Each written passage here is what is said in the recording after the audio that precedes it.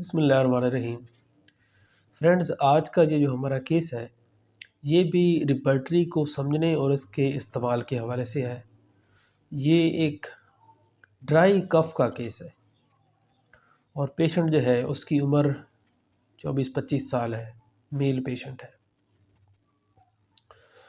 Doctor साहब, मुझे इतनी खांसी आती है कि पूरा जिस्म जो है वो हिल जाता है। यानी पेशेंट अपनी खांसी के ऊपर ज़ोर दे रहा है कि इतनी शदीद खांसी होती है कि पूरा जिस्म जो है वो हिल जाता है। सांस अंदर लेने से खांसी होती है।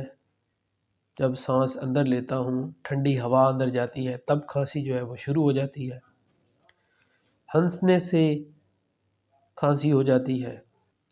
और जब खांसी बढ़ रही हो, जब खांसी की शिद्दत होती है, तो उस वक्त अगर चाय पी लूँ या थोड़ा कुछ गर्म इस्तेमाल कर लूँ तो उससे थोड़ा सा रिलीफ जो है वो मिल जाता है।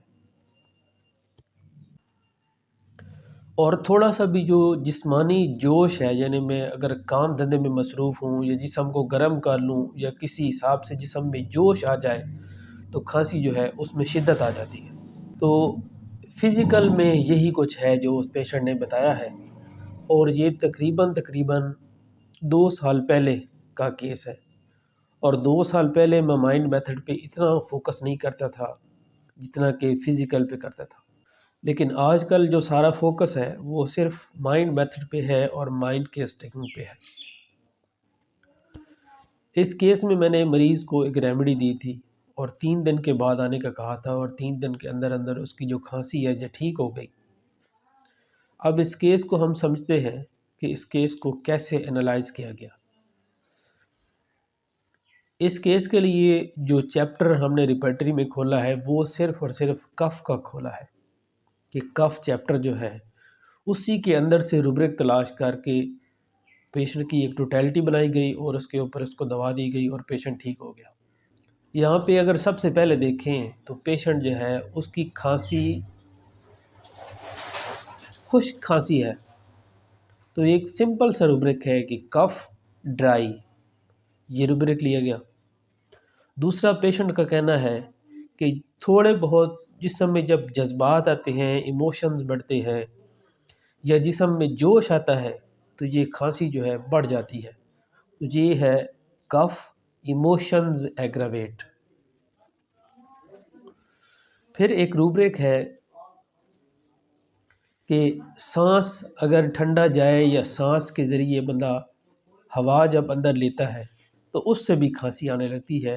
तो ये है कफ इंस्पिरेशन एग्रावेट। हंसने से खांसी बढ़ती है, जब हंस से बंदा तो खांसी बढ़े, इसके लिए रूब्रिक है कफ लाफिंग एग्रावेट। मरीज़ ने कहा कि इतनी खांसी होती है कि जिस्म इससे हिल जाता है, तो इसका मतलब है वो खांसी की शिद्दत जो है उसको ज़ाहिर कर रहा है कि कफ जो है वो वायोलेंट किस्म की कफ है, वायोलेंट। और एम्युलरेशन जो है, यानी ये तो उसने 4-5 जो चीज़ें हैं वो ये बताई हैं कि इनसे खांसी में शिद्दत आती है।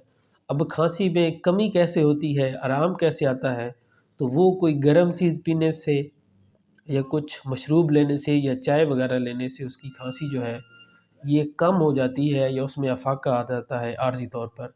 तो उसके लिए एक रूब्रिक है कि वार्म ड्रिंक्स एम्युलरेट, कि गर्म मशरूब जो है उससे उसे आराम मिलता है।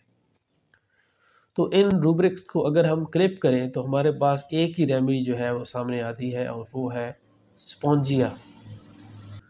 तो इस पेशेंट को स्पॉन्जिया 200 में 3 दिन के हिसाब से एक खुराक जो है वो रोज़ाना दी गई और 3 दिन के अंदर अंदर ही उसकी जो खांसी है ये ख़त्म हो गई।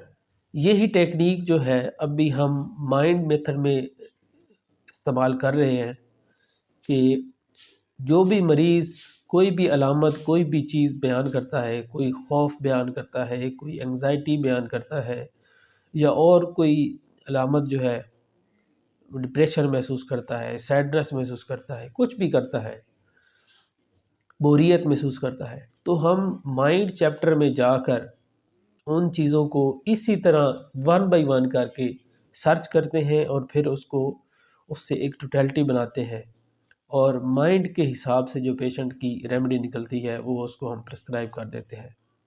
तो इस तरह के एनालिसिस के लिए और रूब्रिक्स की अंडरस्टैंडिंग के लिए मेरे यूट्यूब चैनल को लाइक करें, सब्सक्राइब करें, शेयर करें। बहुत शुक्रिया। अस्सलाम वालेकुम।